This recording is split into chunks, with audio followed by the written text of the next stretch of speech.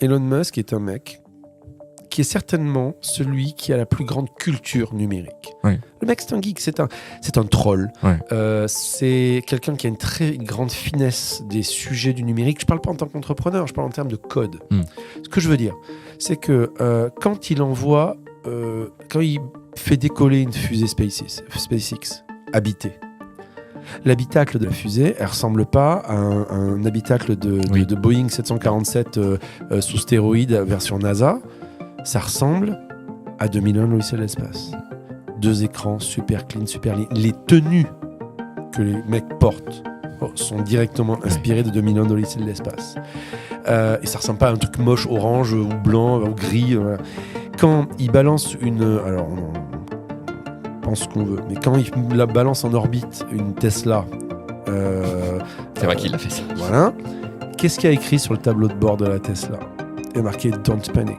Et Don't Panic, c'est directement tiré de H2G2, le bouton, le Hitchhiker's Guide of the Galaxy, enfin le guide intergalactique du voyageur intergalactique, qui est un des bouquins que vous pourriez lire d'ailleurs. Je peux citer celui-là aussi comme bouquin de chevet.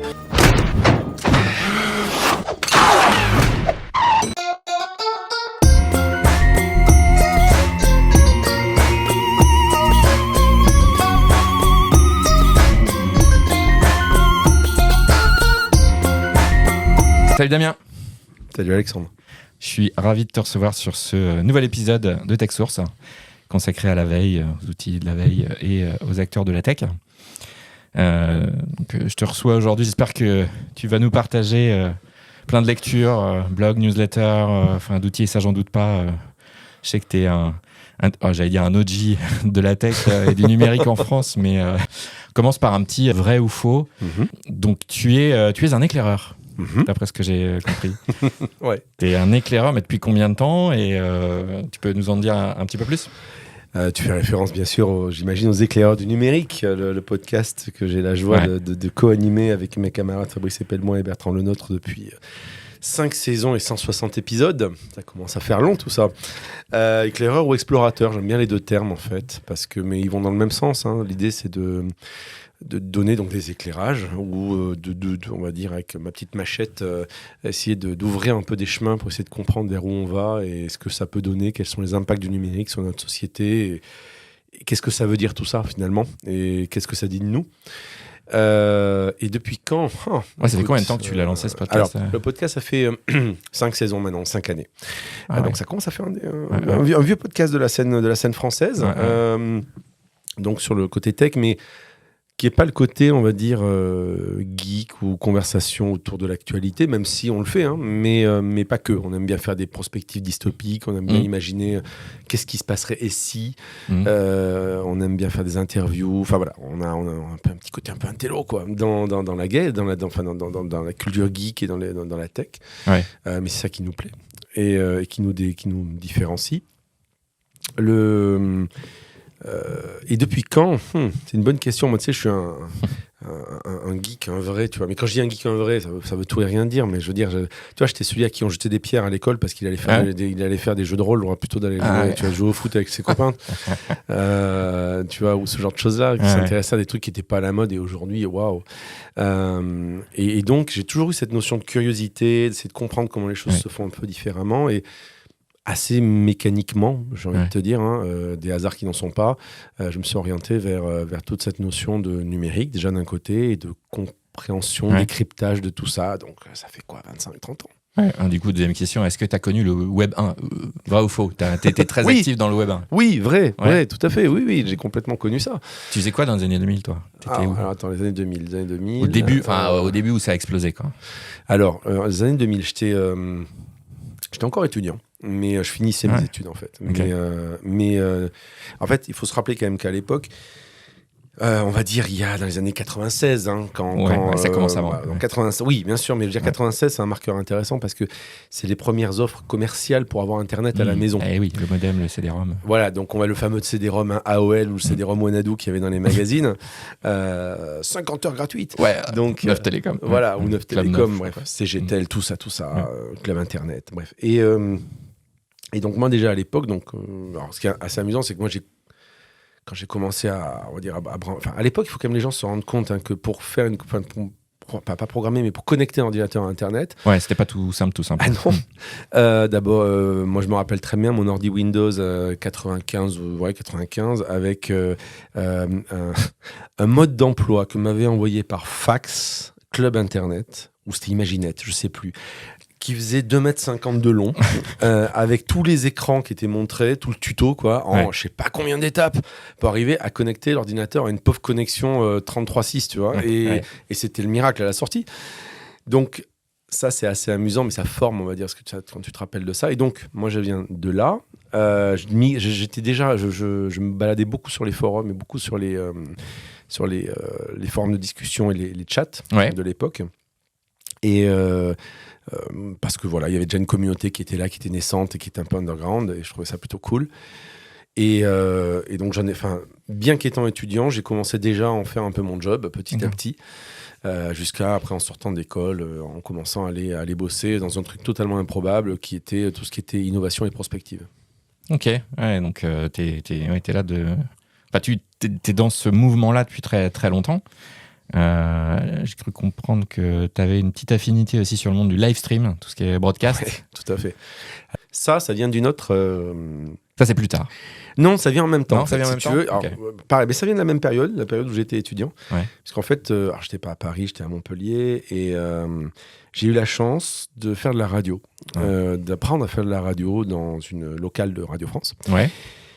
Et le gars qui nous a formés à ça, il a fait un projet un peu fou qui est, je vais prendre des étudiants et je vais leur apprendre à faire de la radio en direct, pour faire en sorte que lorsque les programmes de la radio finissent, vers 19h et des brouettes, et ben après, normalement, on rend l'antenne à France Inter, et ben là, en fait, on va continuer. Et on va faire des émissions derrière ça, parce que Montpellier est une ville très étudiante, et donc c'est dit, on va faire une émission étudiante, avec des étudiants. Et on va leur apprendre à faire de la radio. Et donc, c'est là que j'ai découvert le live. Faire de la radio en live avec 5 personnes autour d'une table, des imprévus, savoir monter un sujet, etc., etc. Ça, j'ai eu vraiment la piqûre du live en disant, mais c'est génial, la piqûre d'adrénaline qui va avec le live, qui est extraordinaire. Et donc, croisé avec effectivement le numérique, et ben, ça donne des choses du style faire des vidéos en direct, faire de l'audio en direct. Ça n'existe pas trop, hein. Enfin, première digression. Mais l'audio en direct, moi je l'ai connu il y a 2-3 ans avec une appli qui s'appelait... Clubhouse. Non, avant Clubhouse, c'était français, tu sais, c'était... je mange le nom, je le retrouverai. Et ça a duré 1 an et demi pendant le confinement. T'as toute la tech, une partie de la tech était dessus, c'était marrant. Et en fait, et donc l'audio en général, tu parles de radio, live, c'est dur. Même aujourd'hui, c'est dur d'en faire de la radio live. Enfin, mais faire des podcasts asynchrone comme ça va. Bien sûr. Mais radio live, c'est même... t'as des trucs qui existent. T'as ex-Twitter Space qui existe toujours. D'ailleurs, nous, les éclairants, on fait des lives maintenant. On s'est mis à faire des lives parce qu'on trouvait que c'était cool. T'as les Space maintenant. Donc, t'as toujours les Space. T'as Clubhouse qui a explosé pendant le confinement, qui s'est redégonflé malheureusement, mais qui est un très très bon outil et avec plein de gens dessus. Et puis le live, c'est la vie. Je veux dire, en fait, quand je dis c'est la vie, c'est que pour faire un lien avec le numérique, Twitter s'est construit sur l'instantanéité de l'information. Eux, ils sont légitimes. Mais donc tu vois, ce côté live, pour le sport, pour l'événementiel, pour l'actu, etc., il n'y a pas mieux. Et donc, la radio, on parlait de la radio il y a quelques instants. Le live, c'est le sel de la radio, tu sais, la fameuse antenne libre, la libre antenne du soir, tu vois. La radio libre, c'était du flux et du live. Le soir, le libre antenne, donc tu prends des gens, tu discutes avec eux, même sur des radios statutaires comme France Inter, il y avait Macha Béranger, personne n'a commun. Je parle aux gens qui ont plus de 40 balais. Mais ce que je veux dire, c'est que c'est le sel de la vie et c'est vraiment le truc qui est intéressant. Et donc, dans le numérique, ce qui est hyper intéressant, c'est que tu peux toucher énormément de gens très facilement.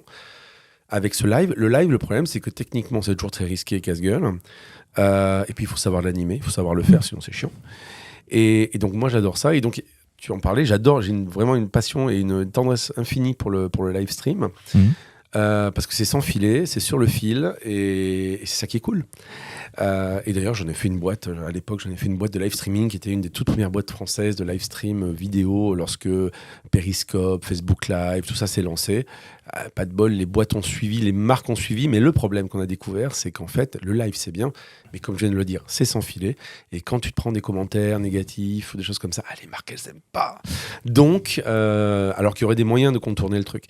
Donc, il y a une peur de la brand safety. Et donc, par conséquent, le live est reparti d'où il était venu et il reste aujourd'hui parmi les aficionados de ce format. En B2B, un peu sur LinkedIn, ils ont ouvert un petit peu plus. Ouais, parce que B2B, LinkedIn, on est très sage. On est très sage, voilà, donc il y a peu de risques, c'est ça que tu dis. Les seuls qui vont venir te polluer, c'est pour t'expliquer qu'ils ont fait un truc génial. Viens suivre mon séminaire ou mon webinaire gratuit. Tu sauras tout en 1h30. Donc c'est plus safe, ouais. Après, il y a des lives dans le Cozy Web, dans les Discord. Tu vois. Tout à fait. Alors oui. Il y a beaucoup plus de langues qui se. Alors, tu as raison, mais ce principe de live dans les Discord, ça pourrait être même WhatsApp à la rigueur, il n'y en a pas. Mais les conversations hyper intéressantes. Oui, mais ça reste des groupes d'intérêt, des communautés. C'est en fait des gens qui en fait sont là parce qu'ils sont là. Je veux dire, ils sont là parce qu'ils savent pourquoi ils sont là. Et donc, ils n'ont aucun intérêt à se foutre sur la gueule, puisque c'est un peu la continuité des échanges asynchrones qu'ils ont à l'écrit, si ce n'est que là, ils se parlent en direct. Donc, c'est un peu le côté, on se fait un after work et on prend un apéro ensemble, si ce n'est qu'on n'est pas ensemble dans la même salle. Donc, c'est tout à fait cohérent avec l'usage. Voilà, donc, il y a des exemples qui existent, qui sont cohérents. Mais ça n'a pas explosé comme prévu, effectivement. Peut-être que ça reviendra, va savoir. Ok, donc on a compris ton profil. Tu es là dans le numérique depuis longtemps. Tu as touché à des nouvelles tendances, enfin, à ce qui a été une nouvelle tendance à un moment donné et qui l'est encore finalement, l'instantanéité, les lives. Mais aujourd'hui, sur la tech, alors, un petit vrai ou faux qui est une question un peu ouverte, c'est vrai ou faux. Tu surveilles les technologies émergentes, tu es toujours dans le numérique et tu gardes un œil sur tout ça parce que c'est hyper important pour toi. Et alors, dis-nous pourquoi, si c'est le cas. Alors, moi, je dis toujours que ça fait 25 ans que le futur est mon quotidien et c'est toujours le cas. D'abord parce que j'adore ça. Ouais. J'ai eu plein de vies, plein de métiers, plein d'activités, mais avec un fil d'Ariane qui a toujours été ce qu'on disait au tout début, qui est cette notion d'éclairer, de transmettre, de décrypter. Décrypter, tout ça. Voilà, de vulgariser, de décrypter. Moi, mon objectif, c'est que mes parents, quand ils lisent un article ou un truc, ils comprennent ce que j'ai raconté. Même sans pour autant avoir vulgarisé le truc, à le rendre simpliste. Non, du tout. On peut garder un sujet complexe en le rendant accessible. Et ça, c'est vraiment une nécessité aujourd'hui, je pense. Ouais, mais il y a plein de gens qui le font pas. T'aimes bien te morfondre dans les acronymes et tout ça, parce que ça donne un peu un apparat qui permet de donner l'impression que tu sais de quoi tu parles. Alors qu'on sait que la chose la plus difficile, c'est de rendre les choses simples. Ouais. Regarde Apple. Donc, pour arriver à épurer une interface, il faut en passer des heures. Par contre, en surchargé, il n'y a aucun problème. Oui. Donc, si tu veux, effectivement, donc moi, ça fait vraiment 25 ans que cette notion de prospective, d'innovation, dans tous les métiers que j'ai pu avoir, qui étaient soit véritablement prospectifs, parce que mon premier métier, c'était d'être dans une entité de recherche expérimentale chez Orange, où pendant quasiment 10 ans, j'ai travaillé sur le futur et développé des choses, d'ailleurs.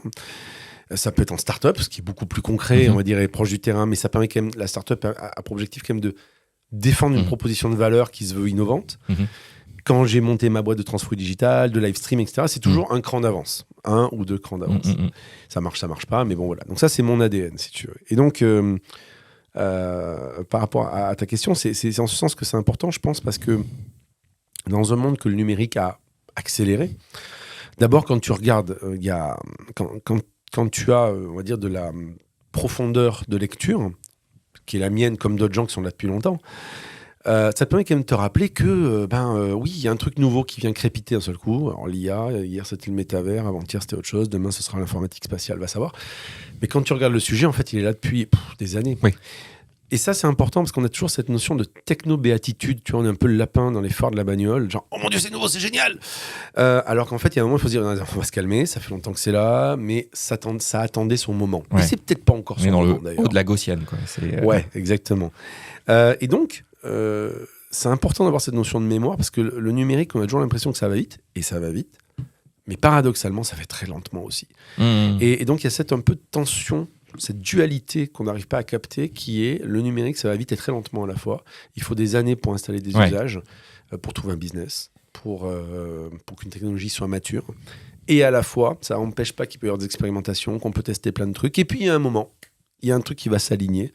La technologie, les usages et la valeur qui vont s'aligner, et boum, il y a quelque chose qui va sortir. Alors, deuxième digression, mais c'est sur le côté un peu ergonomie, c'est-à-dire d'innovation. Quand tu dis ça va très vite, mais en même temps, ça met des plombes à arriver dans les usages. À un moment donné, la technologie, c'est pas très ergonomique pour le cerveau humain, tu vois. Enfin, plus elle l'est d'ailleurs, plus c'est adopté. Et est-ce qu'il n'y a pas une question de travailler un peu cette ergonomie de la tech, enfin des nouvelles technologies, pour qu'elles s'adaptent à nos faiblesses, à notre manière de penser. On peut pas penser à 10 000 idées à la fois. En tout cas, moi, je ne sais pas faire. Je me refuse d'ailleurs de le faire. Il y a ce côté un peu d'ergonomie que tu retrouves dans les neurosciences. C'est des champs qui sont creusés dans les neurosciences. Tu es d'accord avec ça? Enfin, tu partages un peu ce point de vue de plus la tech sera ergonomique avec notre... Oui, c'est-à-dire que oui, je le partage, puisque si tu prends l'histoire à nouveau des technologies, de différentes innovations, tu te rends compte qu'à chaque fois, quand ça a marché, c'est qu'il y avait notamment une notion d'ergonomie. Alors pas que, il y a des contre-exemples, mais tiens, si on parlait de Twitter, par exemple, Twitter, c'était pas ergonomique, mais c'était simple à comprendre. Il y a des choses qui ne sont pas ergonomiques et qui fonctionnent malgré elles, parce qu'on n'a pas d'autre solution, on n'a pas d'alternative, et ça fonctionne plutôt pas mal. L'exemple, l'email. L'email, il n'y a pas plus anti-ergonomique qu'un email. Pourtant, nous sommes en 2024, l'email est toujours pas mort, alors que chaque année, j'entends l'email va mourir. Et ça fait 30 ans que j'attends ça. Moi, j'étais dans une start-up qui s'appelait Blue Kiwi, qui faisait l'ancêtre de Teams. Et à l'époque, des gens disaient l'email va mourir. Les communautés d'entreprises vont remplacer tout ça. La boîte a été rachetée par Atos, qui avait pour un objectif qui était de faire le zéro email. Ils n'ont pas réussi non plus. Donc, il y a des trucs qui ont la vie dure, parce qu'en fait, c'est un peu comme un caillou dans la chaussure. On se dit, c'est pas grave, ça fait pas si mal que ça. J'ai pas envie d'enlever ma chaussure, donc je vais faire avec. Donc, il y a des choses, il y a des contre-exemples. Mais globalement, oui, pour répondre à ta question, à mon sens, la question d'ergonomie, traduction, simplicité on va dire d'appréhension, fait que tu vas baisser la barrière à l'entrée, la barrière de l'appréhension, la barrière de la peur. ChatGPT, pourquoi c'est génial? C'est pas tant que c'est génial, au sens où la techno qu'il y a derrière, et là, ça fait 10 ans qu'il l'a creusé, cette notion de GPT, et puis c'est pas nouveau, les Transformers, c'est Google qui l'a sorti. Bref, il y a plein de choses qui existaient déjà. Mais c'est hyper ergonomique, quoi. Mais l'idée de dire, t'as juste un champ, tu tapes un truc, dans ton langage à toi, et le truc te répond on l'appréhende bien, en compréhension. Enfin, tu te réponds quelque chose qui fait sujet, verbe, complément, et tu comprends ce qu'il dit. C'est un tour de magie. Comme à l'époque, en 98, Google qui... Quand Google sort sa barre de recherche, en disant voilà, j'ai une page blanche, une recherche, tapez un truc dedans et il y a des sites qui vont être bien classés, qui vont sortir. C'est la magie. Enfin, alors qu'à l'époque, on se tapait encore les annuaires Yahoo qui étaient mal indexés, mais on faisait avec. Et donc, cette simplicité, à nouveau, elle vient taper pile à l'endroit où il y a un problème, et d'un seul coup, un succès. Moi, je pense qu'elles viennent taper sur des images d'Épinal bien ancrées. Tu vois, l'email, c'est quand même l'enveloppe. Yahoo Directory, c'est l'annuaire. Et quand ça tape pas dans l'inconscient collectif des gens, je pense que c'est là où c'est dur dans l'adoption, et c'est là où la gaussienne, elle tarde à... Ouais, je vais te donner comme un contre-exemple. J'ai devant moi un iPad. C'est quoi un iPad? Regarde. C'est un ordinateur, ou ça se veut un ordinateur. Ouais. C'est quoi? C'est un clavier, un écran. C'est une machine à écrire. C'est une machine à écrire, voilà. Ça active une image d'Épinal. C'est une machine à écrire avec un écran. Problème, c'est que et c'est là que Apple à l'époque a fait tout son truc, c'est de dire si le truc est pas simple à utiliser comme une machine à écrire, ça marchera pas. Et pour autant, aujourd'hui, tu as encore plein de gens qui, aujourd'hui, moi je vois ma mère, je prends l'exemple de mon moi j'ai deux populations de test, tu vois, c'est mes filles et mes parents. Tu vois, ma mère est un foutu utiliser un ordinateur, et tu lui donnes une tablette, elle va le comprendre parce que le touch, ça lui fait comprendre quelque chose qu'elle connaît. Je touche sur un truc, un bouton virtuel, ça marche. Ça, je sais faire. Mais tu la mets devant un formulaire, je l'ai vu, devant un formulaire à remplir des impôts ou autre, on me dit, je sais pas faire. Je dis, mais maman, c'est juste un formulaire, je sais pas faire. Parce qu'il y a un clavier, je sais pas faire. Et tu vois, je vais donner un autre exemple. J'ai discuté un jour avec la responsable du journal Le Monde, qui a développé tout le CMS du Monde. Et lorsqu'ils ont fusionné le CMS entre les équipes digitales, et la rédaction classique. Rédaction classique, vent debout, non, ça marche très bien, aujourd'hui, on ne va pas... Non. Elle va faire de l'évangélisation, elle discute avec eux, elle essaye de comprendre pourquoi ça bloque. Et à un moment, il y a un journaliste qui lui dit un truc génial. Il lui dit, ok, d'accord, ton outil, je veux bien l'essayer. Je veux bien que tu le développes un truc, je veux bien entendre ça. Mais je veux que tu me fasses un machin qui soit aussi simple qu'une machine à écrire. Voilà. Et je trouve que ce que tu disais par rapport au fait que ça tape quelque chose, il voulait un truc qui est, je mets devant, j'ai une page blanche, j'écris le truc, j'appuie sur envoyer, et ça part quelque part qui va faire qu'au final, ça va atterrir sur le site du Monde. Je trouve que la formule, elle est très belle et elle est révélatrice. Elle est super révélatrice, ouais. Bon, grosse digression, mais c'est intéressant quand même, l'ergonomie. Et, voilà, bon. On va rentrer sur la partie de l'épisode où si tu le souhaites, nous partager home screen donc, de ton iPhone. C'est un iPhone, un bel iPhone d'ailleurs. C'est... iPhone 15 Pro Max. Ok, voilà, super. Voilà, je ne me refuse rien. Exactement. Donc, parce que c'est mon outil de travail. Donc bon, voilà quoi. Surtout dans le numérique. Ça. Bon, alors la home screen. Grosse excuse pour essayer pour s'offrir un joli joujou. Ouais, j'en ai pas encore trouvé d'excuses pour acheter un Apple Vision Pro, mais j'en trouverai une. Ouais, ça va arriver. Un peu cher. Ouais, dis-moi, qu'est-ce que tu veux savoir sur ta home screen, qu'est-ce qui s'y trouve et puis, quels sont les 4 applis du bas voilà.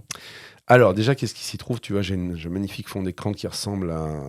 Attends, bouge pas. T'es pas en mode noir et blanc Non, du tout. Non, je suis pas comme certains de tes invités, effectivement. Non, moi, d'abord, je teste, moi. J'ai un fond d'écran qui ressemble à une Game Boy. Et qui est pile à la dimension, c'est très très bien. Sinon, à part ça, les 4 applis en bas. Alors, c'est très à l'ancienne finalement, quand je m'en rends compte. Il y a l'appli téléphone. Waouh, un téléphone qui a une appli téléphone. Mais ce que j'aime bien, c'est que dans l'appli téléphone, en fait, tu as surtout le carnet de contact. C'est ça que je trouve intéressant, c'est ça qui m'importe. J'ai le navigateur internet dans lequel j'ai mes X onglets qui m'attendent. Jusque-là, j'ai la même chose. J'ai mon email et non mais c'est très à l'ancienne, c'est très boomer. J'ai mon email et j'ai mon calendrier sans qui je ne pourrais pas vivre. Voilà, ça c'est les 4 applis du bas. C'est très basique, c'est très classique, mais après toute la magie de l'histoire. T'as viré les SMS. T'as pas les SMS en bas. Non, j'ai pas les SMS. L'histoire se passe sur les écrans. Au sens où, par contre, j'use et j'abuse. Je viens de voir que t'es très organisé. Voilà, alors j'use et j'abuse des widgets et tous les trucs comme ça. En fait, j'ai. Alors, combien de temps j'en ai 1, 2, 3, 5 écrans. J'ai 5 écrans on va dire, de jeu. Wow. Et chacun a une caractéristique. Alors, c'est vrai que je pourrais les classer par couleur, par machin. J'ai pas fait. Et j'ai fait ça de manière très, comment dirais-je, la plus spontanée possible. Donc, en gros, premier écran, quand j'arrive, j'ai mes SMS, j'ai mon Google Search, j'ai mon alarme, j'ai ma carte d'identité numérique, j'ai tous les trucs en fait que j'ai besoin d'avoir sous la main tout de suite. Ouais, tout de suite. Voilà, tout de suite, le truc que j'ai besoin d'avoir sous la main tout de suite. Donc ça c'est le premier point. Après le deuxième écran c'est tout ce qui est pro. Donc c'est tout ce qui est document. Tu as tout ce qui est document, mon application de gestion de projet, Notion, Trello, voilà. Donc tout le knowledge, il est là. Collaboratif, tout ça, tout est là. Ensuite, troisième écran, c'est le côté je me déplace. Donc c'est les plans, c'est le métro, c'est voilà, tout ce qui est mobilité au sens large, mais c'est aussi les endroits où je vais. C'est en gros sortie, spectacle. Ah oui, d'accord. Et donc c'est vraiment le côté déplacement. Ensuite, le quatrième écran, c'est tout ce qui est médias sociaux. Ah ouais, d'accord, tu les mets bien loin, quoi. Voilà. Non, pas forcément bien loin. Ils sont dans une logique. Je vais te la donner vite fait après. 4e page, quand même. Ouais, mais c'est pas grave. Et ensuite, la 5e, c'est... Ah ben non, j'ai 6 pages, en fait. La 5e, c'est tout ce qui est actu et curation. Et la 6e, c'est tout le reste. Voilà, tout le reste que je vais voir de temps en temps. Et voilà. Et donc, le truc, c'est que... alors, tu vas dire, oui, c'est un peu loin, effectivement. Mais en fait, pour moi, c'est logique. Je veux dire, le côté... tout ce que j'ai sous la main, c'est très bien. Le travail, le fait... tout est classé, on va dire, par ordre, ce qui fait que finalement, je vais très très vite dans le slide. Et je ne me rends pas compte, c'est au 4e, au 5e. Et alors, peut-être que les réseaux sociaux, je l'ai mis au 4e, comme ça, histoire, ça m'évite d'être vraiment connecté. Si je l'avais mis dessus, je pense, en première page, je pense que ce serait... Moi, je les ai dégagés de la première page. Je serais tellement picosy que non. Et puis, il y a un dernier truc, c'est que voilà, il y a des petits widgets sur lesquels j'ai fait des multi-widgets. Alors, tu vois, par exemple, là, sur les réseaux sociaux, tu vois, hop. Ah oui, t'es très widget, Tu vois, et en fait, je switch entre les différents... pas mal, celui-là. Tu vois, voilà, ou par exemple... Donc ça, celui-là, c'est un widget où tu... Alors là, c'est un widget où, par exemple, j'ai, tu vois, les derniers notifs de certains réseaux sociaux, Insta, Facebook, Twitch, TikTok. Donc tu peux le configurer dans widget, Apple, je vais mettre exactement. Et donc l'intérêt, c'est que c'est en fait une sorte de raccourci vers qu'est-ce qui se passe actuellement. Donc c'est vraiment ce côté flux d'actualité et tout le reste en dessous qui est les endroits auxquels je vais quand j'ai envie. Et pareil, tu vois, sur la côté médias, presse, radio, télé, même chose, tu vois, j'ai YouTube, les tendances YouTube, les podcasts que j'ai écoutés. D'accord. Rapatrier les flux dès qu'il y a de tes épisodes préférés. Voilà, donc par exemple en podcast, tu vois, j'utilise une super app qui s'appelle... et bien sûr, le nom j'oublie le nom au moment. On va rentrer là-dedans tout. Ouais, je vais le dire après. Ouais. Et qui me permet d'avoir par exemple ma liste de diff, ma liste d'écoute par exemple. Okay. Et puis ce que je t'ai pas dit, c'est que en plus de ça, j'ai un dernier écran caché, tu vois, hop. La 6e. Le 6e écran caché, qui est vraiment c'est que des widgets. Et en fait, c'est. C'est le dashboard, quoi. C'est le dashboard dans lequel j'ai. Alors, les trucs dans lesquels j'ai. Enfin, c'est vraiment le truc le plus important pour moi. C'est en gros, c'est la météo. Ce que je me suis bougé aujourd'hui. Comment je rentre chez moi. Et ma musique. Ouais. Voilà. Donc, c'est. Et si très important, la batterie de mes différents devices. Savoir où j'en suis. Voilà. C'est intéressant, la mobilité, quand on est nomade, par exemple, d'avoir la stack de quelqu'un qui bouge, parce que c'est justement faire de la veille quand on est un peu posé ou quand on est remoters, ou je sais pas comment on peut appeler ça. C'est un temps d'attention que les autres personnes n'ont pas forcément. Les gens qui en 3 minutes sont chez eux. Toi, tu es plutôt mobile. Oui, clairement. Donc ça veut dire que tu dois être parfaitement organisé. Tu me parles de météo et tout. C'est une nouvelle manière de vivre, quoi, finalement. En fait, c'est rigolo. Tu me demandais tout à l'heure si ça faisait longtemps que j'étais là-dedans. Oui, et en fait, d'autant que je me souvienne, j'ai toujours été comme ça. Même à l'époque, c'était pas à la mode. Tu vois, quand par exemple, j'ai travaillé chez Orange, j'avais des équipes internationales. Mais j'aimais bien travailler chez moi. J'habitais pas loin et de là où je travaillais. Et je me faisais engueuler régulièrement par ma boss. Tu dois être là et tout. Et pourquoi ? Je veux dire, là, aujourd'hui, il n'y a personne au bureau. Ils sont pas là. Mes équipes, soit elles se réveillent, soit elles dorment. Moi, je suis avec mon portable chez moi. Et si tu as besoin de moi, je suis là dans les 10 minutes. Et mais c'est pas possible. Et donc moi j'ai toujours eu, c'était extrêmement spontané, j'ai toujours eu cette logique de très actuel ce problème. Je vais me poser travailler quelque part, je prends mon ordi, j'ai besoin de prendre l'air, je vais dire, moi j'adore aller me poser. Alors, aujourd'hui je suis consultant indépendant, mais même si j'ai diverses activités, mais de par le fait que je n'habite plus à Paris, effectivement je bouge pas mal, mais même quand j'habitais à Paris, j'adorais descendre de chez moi, aller me poser dans un café et voir les gens, voir ce qui se passe, écouter. Et tu captes plein de trucs. Tu vas te poser dans un musée, tu te mets dans un petit coin, tu prends ton ordi, il t'embête pas, tu fais pas de bruit et tu regardes les gens, tu captes des choses. Et ça, je pense, c'est hyper. Enfin, moi, dans mon mode de fonctionnement, c'est un peu mon mode de curation dans la vie réelle. Hyper intéressant cette technique de veille dans le monde réel. Le coup du musée, laisser s'imprégner un peu des... Ou regarder les usages, regarder ce que font les gens. Tu vois, observer un peu le réel. Tu te mets dans le métro, tu lèves les yeux, tu regardes ce que font les gens. Et tu regardes ce qu'ils font sur leur mobile. Tu regardes pas leur mobile, mais tu regardes comment ils l'utilisent, etc. Tu peux apprendre plein de trucs.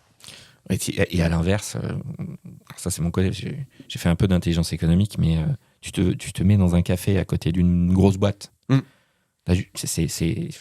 Les gens parlent beaucoup trop. Il y a 2 endroits où tu peux capter un max d'infos, c'est le café et le TGV.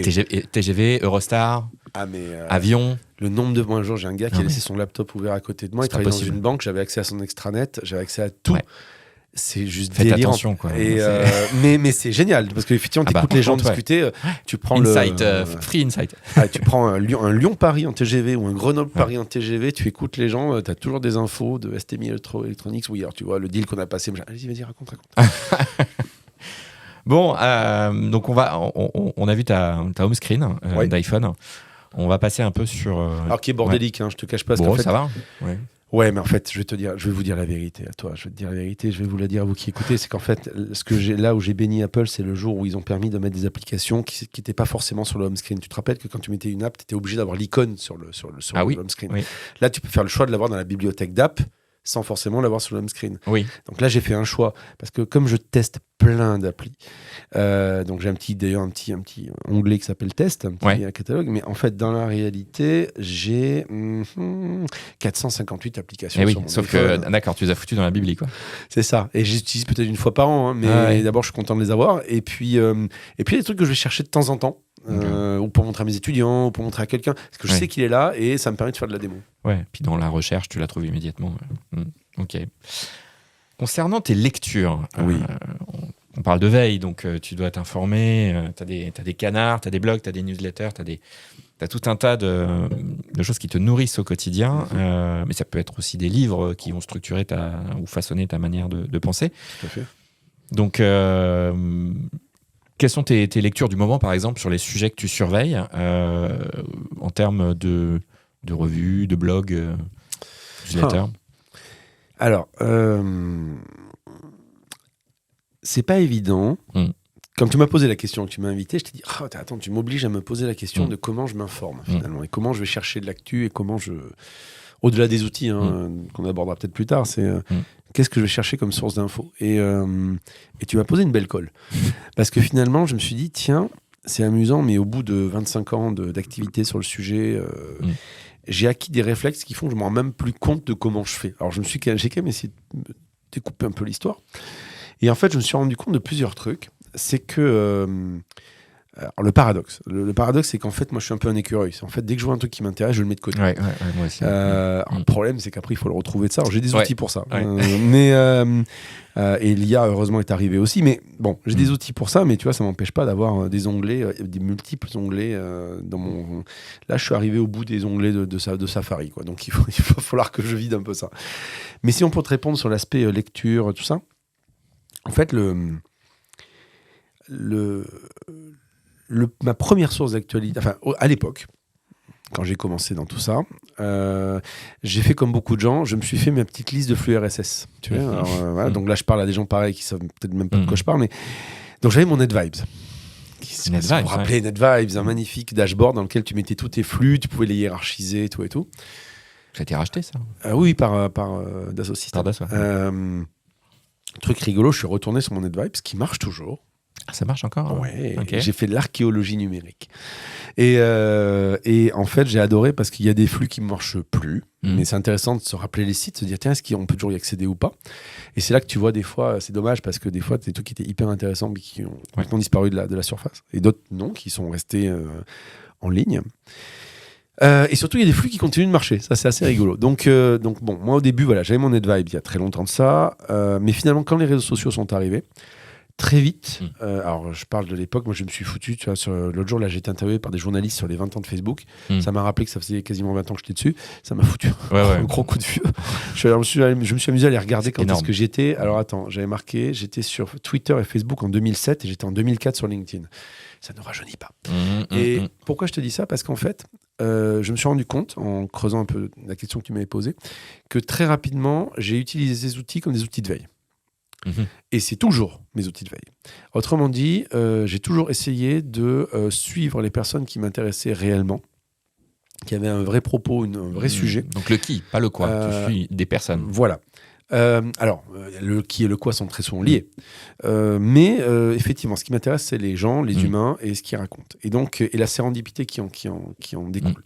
Et donc, j'ai très rapidement hiérarchisé en fait les gens que je suivais, tout ça. Et lorsque les réseaux sociaux ont commencé à introduire les algos, j'ai commencé à nettoyer mes flux. Donc, autrement dit, j'ai dompté mes algos. Donc, j'ai essayé de les dompter, qui fait qu'aujourd'hui, mon Twitter, pas mon Facebook, mais mon Twitter et mon LinkedIn, pour prendre ça, sont finalement assez propres. C'est-à-dire qu'en gros, je vais dessus et j'ai tout de suite une bonne overview, une bonne vision des sujets qui m'intéressent. Et ça ne rate jamais. C'est en fait, quand quelqu'un me dit « T'as vu cette info ?» Ouais, je l'ai vu. Je l'ai vu, je l'ai vu hier soir, je l'ai vu ce matin, parce qu'il y a quelqu'un aux US qui l'a sorti, ou je l'ai vu. Donc ça, c'est vraiment le temps d'avance qui m'a permis de continuer vraiment à exploiter. Mais ça, pour faire ça, il faut une grande rigueur de nettoyer les flux.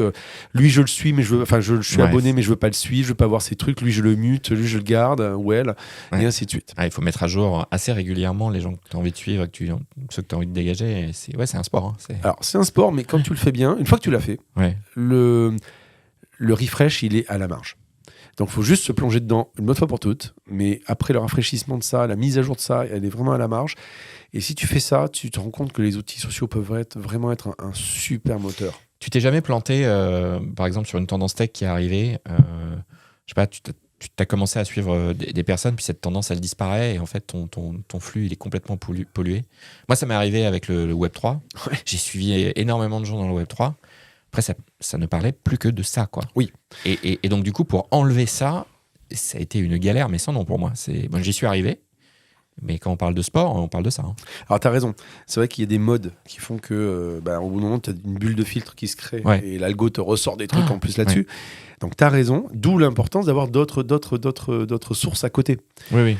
Donc, tu as finalement ce flux live qui est très lié à l'actualité du moment. C'est vrai. Mais tu vois, moi, je mélange ça avec d'autres choses.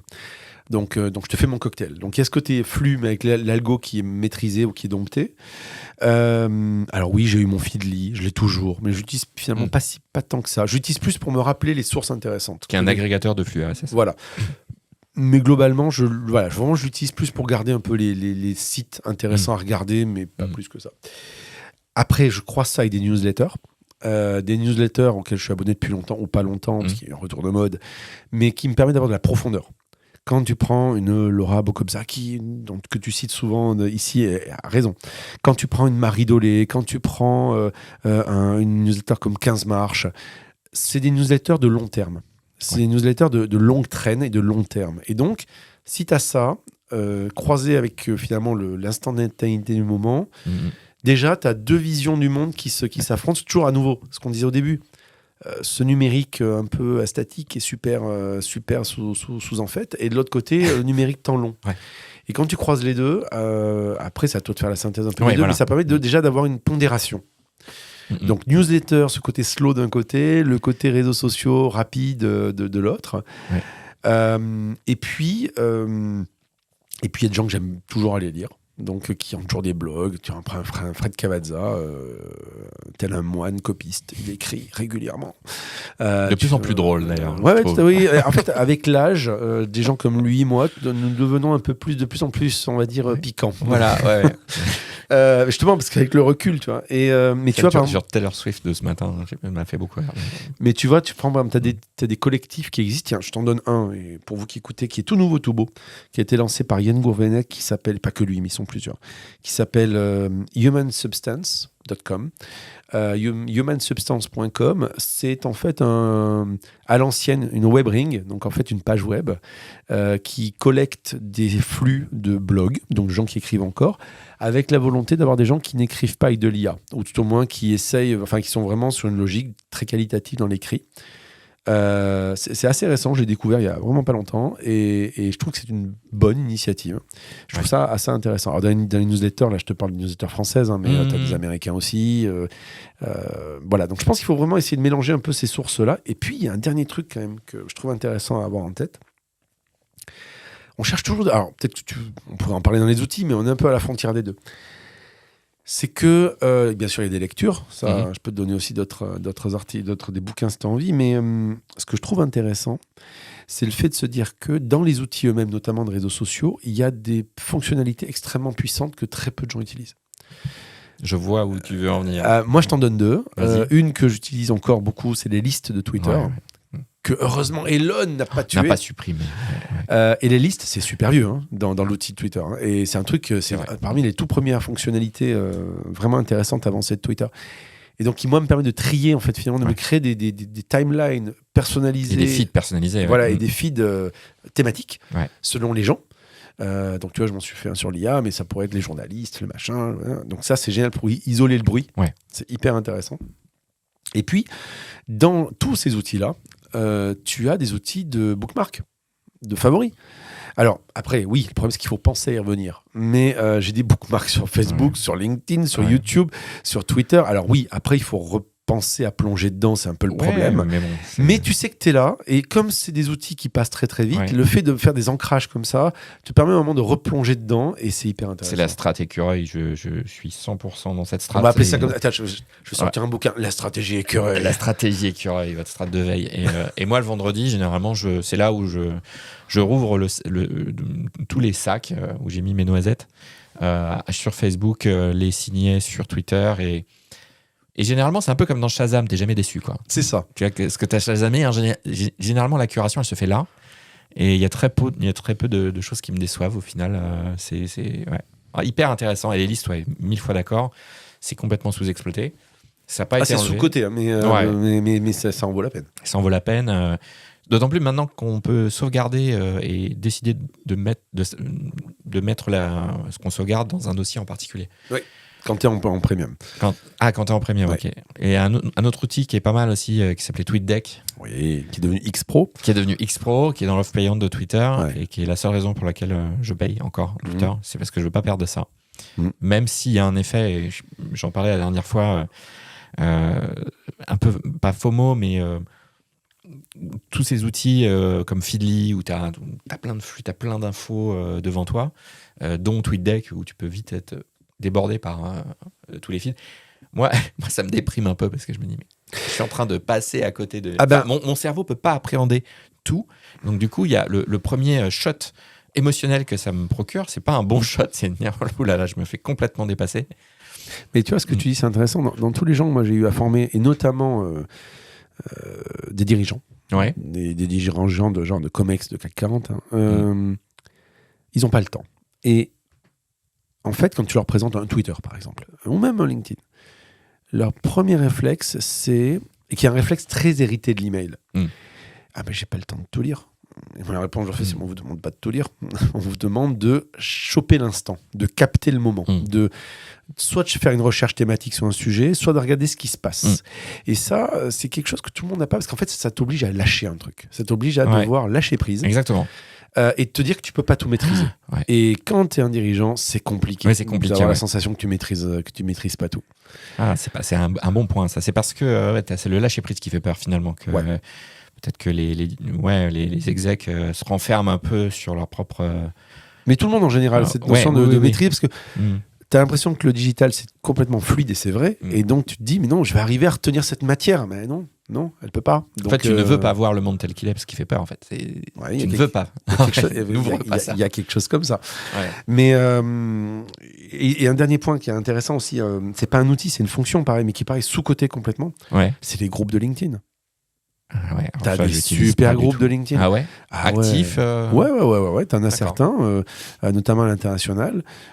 Alors bien sûr, tout le monde vient faire sa pub, c'est pas la question. Mais dans le lot, dans le côté je viens faire ma pub, tu viens faire ta pub en apportant de la valeur, en apportant de l'info et en montrant que t'es celui qui est sur le coup. Donc t'as des gens qui sont hyper bons curateurs. Et t'as des groupes dans lequel je suis moi depuis très longtemps, j'y vais de temps en temps juste pour regarder quoi, et dire ah tiens celle-là je l'avais raté, ou ça c'est intéressant. Pareil, j'y vais pas tout le temps, mais voilà, c'est un truc qui est sous-coté mais qui est hyper intéressant et qui d'ailleurs historiquement et directement issu des forums, et qui est quelque chose qui est hyper intéressant, qui pareil est une manière un peu d'arrêter le flux ou de retenir un peu, de faire un peu barrage, tu vois, dans le flux ininterrompu d'infos. C'est marrant parce qu'on parle de lecture et en fait on parle d'outils aussi. Mais la manière dont on consomme l'info est très liée aux réseaux sociaux et dans la tech, il y a un moment pour avoir quelques insights sympas, il y avait les Slack, tu vois, les groupes chat. C'est un peu. Enfin, il y a eu Discord qui a essayé de prendre la place, puis du coup les conversations étaient moins quali. Enfin, je le grossis le trait, c'est plus compliqué que ça. Mais... Ouais, parce que Discord, c'est pas mal, franchement. Non, mais oui. Mais du coup, en fait, aussi, le système de notif de Discord peut en embêter plus d'un. Quoi. Donc, ces groupes chat dans lesquels, moi, je me rappelle, dans la tech, fallait être dans 4-5 groupes chat absolument. Enfin, je sais pas, il y a 5-6 ans, fallait être dans un groupe Facebook qui s'appelle French Network, je sais plus. Ouais, tout à fait. C'est passé, tu vois, c'est passé. Ouais. Alors, est-ce que c'est parce qu'on est sur, en 2024, digital detox complet pour tous ceux qui ont joué à ça, et genre plus jamais, quoi, ou parce qu'il n'y a plus de signal dans ces groupes, où il n'y a plus de conversations intéressantes. Et ce que je me dis aussi, c'est que dans les gens qui utilisent vachement les réseaux sociaux, c'est que dans le B2B, c'est souvent pour networker. Oui. Plus que pour aller consommer de l'info. C'est-à-dire qu'ils l'utilisent pour converser finalement en asynchrone. Oui, c'est vrai. Et c'est un peu leur carnet d'adresse quelque part aussi. Ouais, c'est un peu leur carnet d'adresse, quoi. Moi, je suis pas d'accord avec toi sur l'histoire des groupes. Ok. Parce que, moi, je le vois. Alors, oui, tu as raison, peut-être qu'il y a eu une baisse. Alors, c'est vrai qu'à une époque, il y a eu une grande mode des groupes, notamment sur Facebook. Ouais. Je me rappelle d'un groupe de start-upers, French Startup, qui était mené par Cédric Georgie, par exemple, qui était hyper intéressant. Alors, oui, c'est vrai qu'il y a eu une décrue, mais je pense que ça a basculé dans le dark social. Je pense que ça a basculé sous la ligne de flottaison. Parce que tu vois, moi, je fais partie de plusieurs groupes et on se papote pas mal. Et il y a beaucoup d'actu qui sort, tu vois. Quelqu'un que tu connais bien, par exemple, Carlos Diaz, super avec le groupe Silicon Carnet, et effectivement lié à son podcast. Et il a une super communauté qui est hyper... D'ailleurs, j'ai même pas le temps de tout lire. Non, pas le temps. Donc, tu vois, moi, je fais partie d'autres groupes. Un groupe sur l'IA, par exemple, hyper smart. On se parle tous les jours de plein de trucs. Les éclaireurs du numérique, nous en fait notre veille on l'a fait par un groupe Signal, donc Bertrand, moi, Fabrice, dès qu'on voit un truc on se le balance, on en discute entre nous, c'est un peu notre antichambre, on papote de plein de trucs, on se lâche et puis on dit bon alors pour la prochaine émission on fait quoi, on avait dit quoi il y a une semaine, ah oui il y a ça, donc je pense que alors peut-être que c'est moins répandu aujourd'hui parce que le temps il est ce qu'il est, donc t'as pas forcément le temps de tout faire. Mais moi je pense beaucoup, je crois beaucoup à la qualité de ces groupes. Je crois beaucoup quand t'es au bon endroit. Qui est passé dans le niveau un peu cozy web, dark social, quoi. Ça existe encore, mais sous une autre forme. Mais il faut savoir où ça se trouve. Mais alors après t'as beaucoup de gens aussi qui ont eu cette dimension aujourd'hui de vouloir monétiser ça. Tu vois le côté genre viens suivre mon webinaire gratuit, puis viens sur mon groupe Telegram. Paid communities, quoi. Alors là je caricature en prenant les trucs un peu putassiers, la Yomi Denzel ou la Soamar, ou la Max Piccinini, j'arrive jamais à le dire. Bref, tous ces mecs-là. Mais non, t'as des trucs qui sont aussi super quali, t'as des masterclass qui sont hyper intéressantes avec des vrais groupes quali, et après tu fais partie de ces communautés et c'est intéressant. Donc, ce qui est clair, c'est que je pense que ça existe toujours, c'est juste que c'est moins vu ou c'est moins gratuit, c'est moins accessible, c'est plus privé, quoi, plus intime, quoi. C'est ça. Ok, alors pour clore la partie lecture, tu as peut-être un bouquin, un petit bouquin que tu pourrais...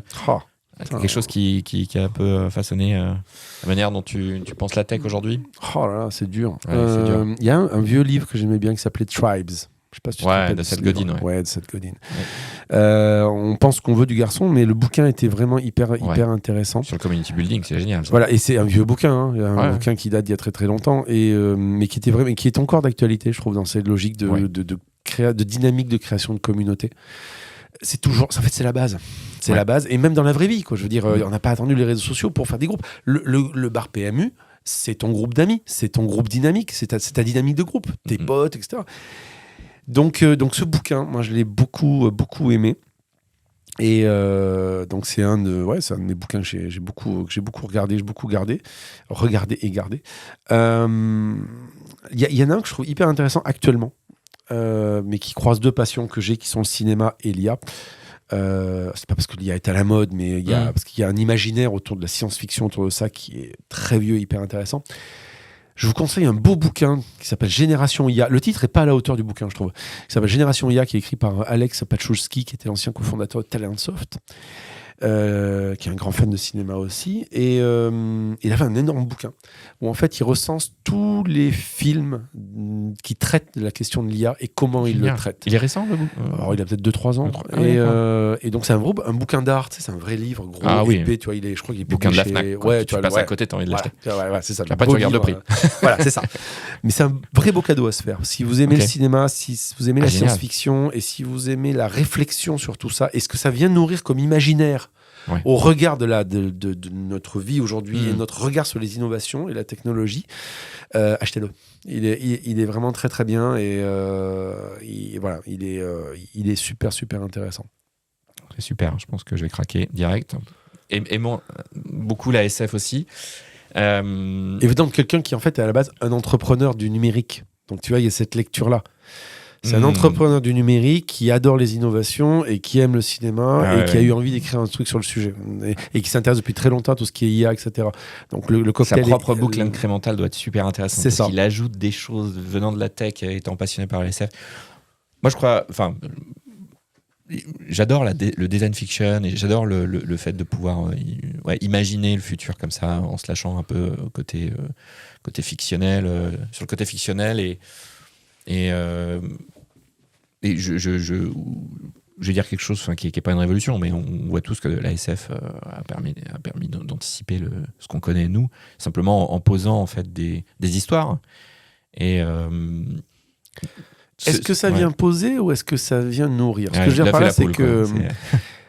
parce que tu pourrais aussi te dire ce qu'ils ont raconté, c'est des conneries. Donc la question, c'est est-ce que finalement on se dit bah tiens, c'était prémonitoire, ou est-ce qu'on est quelque part un peu inconsciemment drivé, amené par le fil de ce qu'on a vu et en se raccrochant à des repères. Mais tu vois, les vrais pionniers, c'est eux. Les vrais pionniers, c'est les créateurs d'imaginaire. Je pense qu'on surfe sur eux, donc on surfe sur Asimov, on surfe sur ouais. Oui, Pierre Boulle, français. Pierre Boulle, La planète des singes. Hein. Ouais. Ou entre autres, il a fait plein de nouvelles. Mais t'as ça, Jules Verne. Ouais. Jules Verne, certainement un des plus grands anticipateurs qui ait jamais existé. Bah oui. Et qui est au cœur d'ailleurs de la trilogie que j'adore, de Retour vers le futur.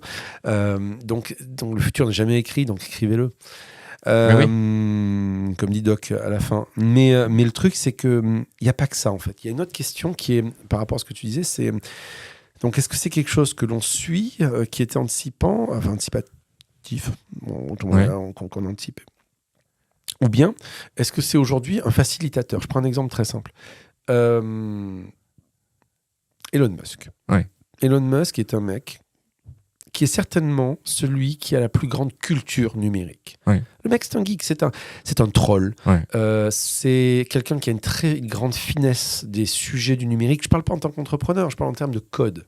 Quand il envoie décoller une fusée SpaceX habitée, l'habitacle de la fusée, elle ne ressemble pas à un habitacle de Boeing 747 sous stéroïdes version NASA. Ça ressemble à 2001 l'Odyssée de l'espace.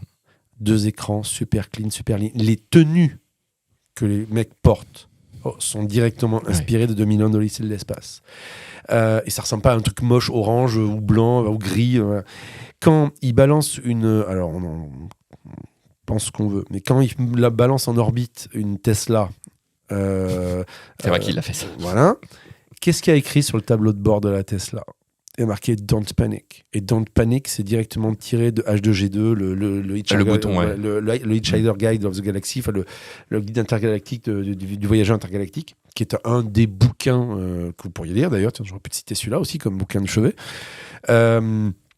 Et donc, c'est un clin d'œil qu'il fait à tous les gens, tous les geeks, tous les trucs, disant voilà, je vous fais un clin d'œil. On en a parlé dans ce livre-là. Moi, je le fais. Je vous le montre. Et donc, tout ça, ça modèle aussi un imaginaire. Et ça, à mon sens, c'est aussi un moyen, quelque part, de faire monter le niveau d'acceptation, de faire baisser le niveau de peur. Parce que ça fait rêver. Quand tu vois un habitacle de station spatiale, de fusée, qui ressemble à ce que tu as vu dans les films, tu te dis, putain, le mec, il est visionnaire, le mec, il a réussi à le faire, et waouh, ça y est, on est dans le futur. Alors qu'en fait, c'est juste que les mecs de la NASA n'ont absolument pas cette culture-là. Ils ont une culture d'ingé qui est de développer un truc qui ressemble à un truc avec plein de boutons, parce qu'on a toujours fait comme ça. Et lui, il a apporté une vision différente, qui vient s'inspirer, et qui vient aussi en choc de ces imaginaires. Et ça, je trouve ça hyper intéressant. Très malin pour arriver à faire accepter aussi ces innovations. Ouais, c'est ce qu'on parlait d'ergonomie, de la manière de faire accepter ces innovations à l'esprit humain. Les histoires, c'est très puissant. Ouais. Et souvent, je me suis dit, mais pourquoi tu vois, quand tu es fondateur d'une start-up ou en tout cas d'un projet technologique très compliqué, très complexe, pourquoi on n'a qu'un deck PowerPoint pour expliquer des choses quand finalement, si tu écrivais une nouvelle, tu pourrais projeter... alors, parce que ça ne fait pas sérieux, mais finalement... Pourquoi ça ne fait pas sérieux ? C'est un peu la question que je me pose. Parce que tu prends un truc comme Black Mirror, qui est une série de pitch deck, finalement, sur différentes technologies, quoi. Et c'est là où je me dis le côté fiction, narratif, n'est pas poussé jusqu'au bout dans la tech. Je pense qu'en fait, on s'en approche, parce que des gens comme Musk arrivent à choper les imaginaires, mais c'est complètement sous-exploité. Le croisement de la fiction, de l'entertainment, limite, et de la manière d'appréhender de comprendre la tech, c'est toujours très, très étanche. Mais parce que tu l'as dit, ça fait pas sérieux. Ce qui est une connerie monumentale. Ouais. Le design fiction, c'est génial. Ça permet de projeter les imaginaires. Raconter des histoires, et à la fois, on adore ça. Je veux dire, voilà, Apple qui nous raconte une jolie histoire, on adhère, ou pas, mais voilà. Les Américains sont très bons là-dedans. Parce que depuis qu'ils sont enfants, on leur apprend à raconter des histoires. Ouais. Nous, à l'école primaire, on ne nous apprend pas à raconter des histoires, on nous apprend à réciter. Oui, ce qui est très différent. Quoique ça change. Tu vois, je vois avec mes filles, aujourd'hui, on leur fait faire des exposés déjà, même à l'école primaire, etc. Ce qui est très différent, mais c'est pas raconter. On leur apprend à faire un exposé, pas raconter une histoire. Et donc, tu vois, je te reprends l'exemple. Le premier job que j'avais donc chez Orange, c'était génial. À 24 ans, on me disait, vas-y, tu imagines le futur à 10 ans et tu racontes des histoires et tu as le droit de faire. Donc, il faut que tu fasses des films pour montrer justement le futur. Tu faisais ça chez. Mais oui, monsieur. Donc, j'ai écrit des scénarios, tout ça. Parce que, justement, le labo où on était, on faisait soit des maquettes, soit on faisait ça. Pourquoi ? Parce que comme on ne pouvait pas le montrer en vrai, il fallait le susciter, il fallait le montrer, il fallait le projeter. Donc, on produisait des films. Des films que pour l'interne. On n'avait pas le droit de les montrer à l'extérieur. Et pour nos invités de marque, qui avaient le droit de les voir. Et pourquoi je te dis ça ? Parce que c'était hyper intéressant, parce que tu voyais que les gens se projetaient justement dans les imaginaires. Et tu avais deux équipes. Tu avais la team J'adore. J'adhère, c'est génial, c'est super, c'est une belle vision, mais alors ça veut dire que ça pose des questions. Et puis tu avais la team réfractaire, la team j'ai peur, ou la team c'est qu'est-ce que c'est que ce truc rigolo. Moi je me rappelle très très très bien, un jour on avait montré une maquette, on avait fait un film autour de ça, qui montrait un truc qui en fait anticipait ce que serait Google Maps / Google Earth. Donc en gros, vision d'en haut, avec des informations en temps réel, ce que pourrait être une sorte de logique. Et la première question que j'ai eue dans l'assistance, à l'époque, c'était des grands patrons d'Orange, c'était ils sont plus là. Hein, donc voilà, je me rappelle plus le nom de la personne. Il me fait, rigole, il me fait non, ça veut dire qu'il faut qu'on achète des satellites, en fait, c'est ça, hein, quel intérêt ? Je fais, mais c'est pas, vous êtes complètement passé à côté. Là, on est en train de vous montrer une projection de ce que les télécoms peuvent apporter dans une logique servicielle, si vous avez besoin d'une information, etc. Et donc voilà, donc t'as les gens qui sont réfractaires pour plein de raisons, parce que ça les heurte, parce qu'ils voient pas le truc, parce qu'ils trouvent ça débile, parce qu'ils trouvent ça con, parce qu'ils trouvent ça enfantin, et d'autres qui sont portés par ça. Portés par la simplicité ou contre la simplicité. Mais la simplicité, dans tous les cas, elle reste. Ils sont portés par l'histoire. Et ce qu'on peut bien quand même reconnaître aux Américains, et notamment à la Silicon Valley, c'est qu'ils savent bien raconter des histoires. Même sur des trucs complètement foireux, comme Juicero, le magnifique appareil qui te permettait de faire des jus de fruits, qui était en fait juste un machin qui pressait une poche avec du jus d'orange dedans. Mais les mecs ont réussi quand même à le vendre plusieurs millions relever beaucoup de fric. Ou Theranos, ou ce genre de trucs-là. Ou même, tu vois, je citais Oussama Hamar tout à l'heure. Ok, le mec est peut-être un arnaqueur ou autre, c'est la justice de le dire. Je m'en fous, c'est pas la question. Mais il sait bien raconter des histoires. Il sait très très bien raconter des histoires. Et quand tu demandes à des gens qui l'ont eu à The Family, moi j'en connais, hein, je dis, mais dans l'absolu, le mec, il te racontait. Ouais, mais tu vois, la manière dont il l'a raconté, ça m'a donné envie de faire un truc. Bon, ok, why not ? Les compteurs de la tech. Eh ben, je pense que les compteurs, tu vois, le problème, c'est qu'en fait, compter, ça fait penser à communication bullshit. Moi, tu vois, très souvent, quand on me dit, toi, t'es un communicant en traduction, t'es un bullshitter, ça me fait mal, t'as pas idée. Parce qu'en fait, je suis pas du tout ça. Je communique peut-être bien ou pas bien, c'est pas la question, mais je pense que l'enjeu, c'est d'apporter du fond, d'expliquer qu'on raconte et le fait de raconter des choses, il était une fois, on est biberonné à ça quand on est enfant. C'est pas sale, au contraire, c'est pas parce que tu deviens adulte que ça devient nul de raconter des histoires, au contraire. Et je pense que ça peut bien amener, bien agencer, ça peut amener des belles choses. Mal fait ou bullshiteux, ça donne comme dans la série Silicon Valley, tu sais, les pitchs de start-up qui passent à la suite dans le TechCrunch, dans l'event TechCrunch, où les mecs te disent to make the world a better place, tu vois, et ils répètent tous ça en ringuette, et ça c'est nul. Non, mais bon, les histoires, objet le plus ergonomique du monde depuis la nuit des temps. Tout à fait, c'est beau ce que tu dis. Dropbox et la manière dont ils ont pitché leur business, je crois que c'est le fameux exemple fake it or make it. C'est-à-dire, ils ont filmé quelque chose qui techniquement on n'avait pas réussi à installer. C'est-à-dire que le fait de synchroniser un dossier dans le cloud et sur le bureau. Et comme ils n'étaient pas prêts, ils l'ont filmé. Ils ont juste filmé et... Alors, c'est quoi ça ? C'est une histoire, tu vois. Après, le problème, c'est que ça, tu vois, on dit bravo Dropbox, et puis quand Google le fait, on fait oh Google, c'est mal, vous avez faké votre IA, bouh. Quand tu deviens grand, c'est vrai. peut-être que on te demande de la responsabilité, c'est peut-être pas faux, mais c'est vrai que dans l'absolu, En fait, je pense que l'enjeu derrière, plutôt, c'est pas ça. C'est que l'histoire de Dropbox, ils n'ont pas pu le faire, mais ils ont réussi à le faire. Donc, finalement, on leur en veut pas. Le gap, le bluff était acceptable. Quoi. Voilà. Alors que dans l'autre sens, c'est une grande boîte qui a les moyens de réussir, mais qui te fake. Donc, tu dis, les mecs, là, ça va pas. Ouais. Donc, tu vois, tout dépend dans quel sens, dans quel sens tu prends l'histoire. Tu prends rien l'iPhone. Regarde l'iPhone. La magnifique keynote de lancement de l'iPhone 2007. Je dis magnifique parce que ça reste aujourd'hui un exemple de rupture technologique, mais surtout d'histoire.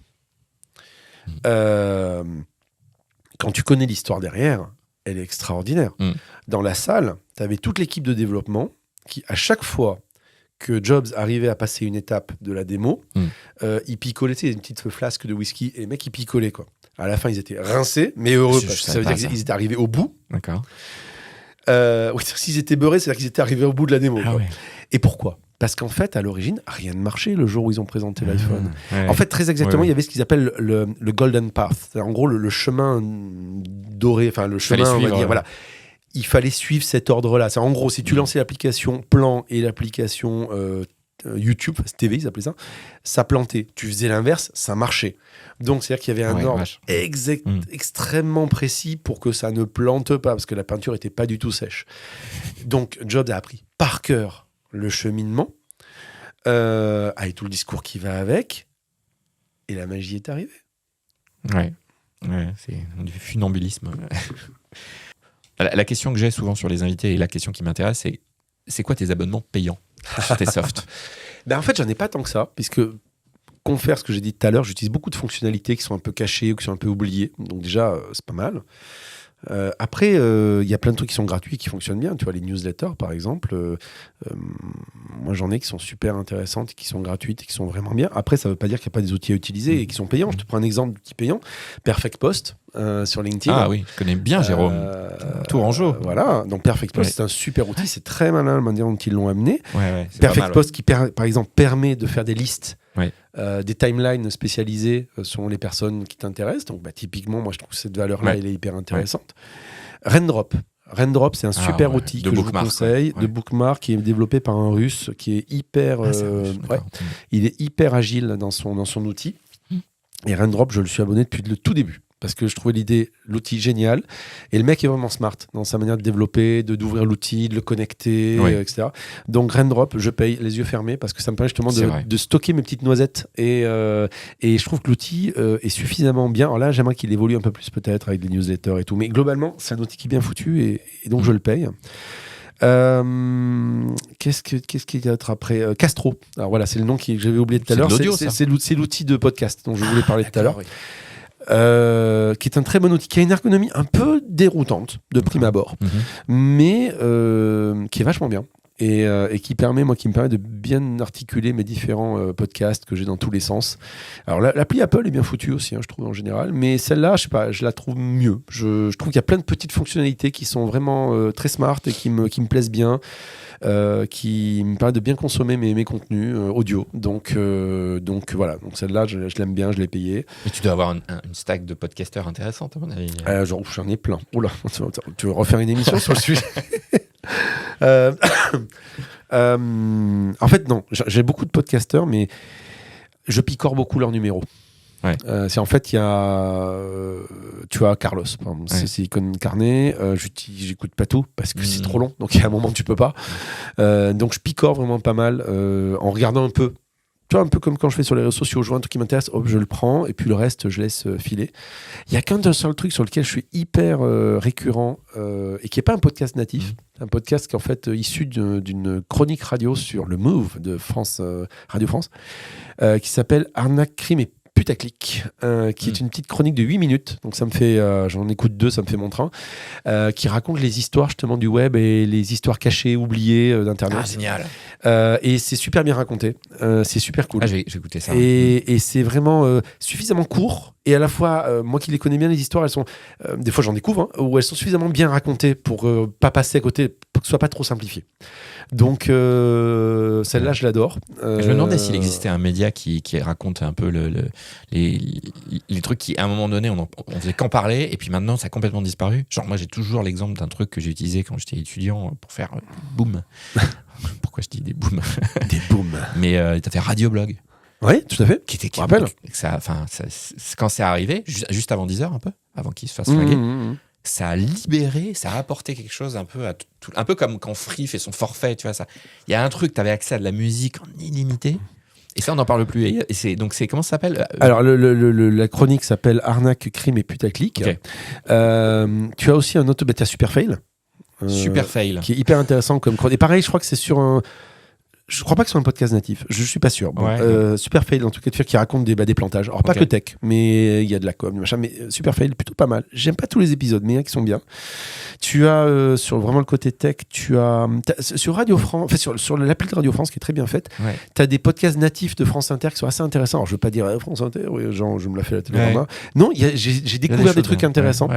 Et sur l'appli d'Arte, on oublie, mais ils produisent vachement de trucs que pour le numérique, sur Arte Radio, qui sont hyper intéressants justement sur l'histoire du numérique, les trucs qu'on a oubliés, etc. Mais Arnaque, crime et putaclic, il est sympa parce qu'en fait, il est vraiment très... il est très léger dans son approche et vraiment sympa. Ok. Non, mais la question que j'avais pour toi... Attends, les outils que je paye, tu me demandais quand même. Attends, j'ai pas fini. Mais non, oui. T'en as plus que ça. J'en ai d'autres encore. Attends. Non, après que je paye... Non, un outil que je perds. Je me pose la question de payer. Est-ce que je passe sur Notion payant ou pas? En fait, est-ce que tu as Notion payant, quoi? C'est un peu la question. En fait, voilà, je vais te dire. Là, au moment où je suis, actuellement, chez moi, j'ai un NAS. Donc, j'ai un petit serveur chez moi. C'est mon côté geek. Et puis, parce que j'aime bien avoir mes datas chez moi. Le cloud, c'est bien. Mais voilà, ça, c'est mon petit côté vieux jeu, tu vois. J'aime bien avoir mon petit côté chez moi. Des données. Oui, non, parce que j'ai perdu des données un jour. Et ça m'a suffisamment échaudé. Ouais. En fait, j'ai un truc qui s'est passé un jour. Les archives d'une de mes boîtes qui étaient tous stockées dans le cloud et avec la promesse qui était le jour où vous avez besoin de tout récupérer, vous pouvez tout refaire descendre. J'ai jamais réussi à refaire. Enfin, quand c'est redescendu sur le disque dur que j'avais mis de côté, tout était foireux pour la moitié, il manquait plein de trucs. Problème, c'est que j'avais pas vérifié avant et j'avais effacé le truc, le cloud. Donc, ça m'a un peu échaudé. Et donc, je me suis dit, non, j'ai envie d'avoir un backup physique à l'ancienne, mais dans mon cloud privé à moi. Avec après des redondances de par ailleurs. Donc j'ai ça. Et actuellement, mon gros sujet, comme je suis un écœureuil, je te disais, bon, c'est bien gentil de ça, mais en fait, j'ai plein de data de partout. Donc, synchroniser les différents favoris dans le sens. Alors, il y a Readwise qui permet de faire ça, c'est plutôt pas mal. Je crois d'ailleurs dans un podcast avec Bruno. Bruno, il en a parlé. C'est un très bon outil. Donc, il y a ça qui permet de synchroniser, il y a Make qui permet de faire des trucs. Et donc, je suis en train de regarder comment me faire mon second cerveau. Je sais que c'est très à la mode. C'est très dur aussi. Me faire mon RAG, comme on dit. Puisque maintenant, il y a l'IA qui est là, donc ça aide quand même, tu vois, à avoir un traitement, une indexation de la data.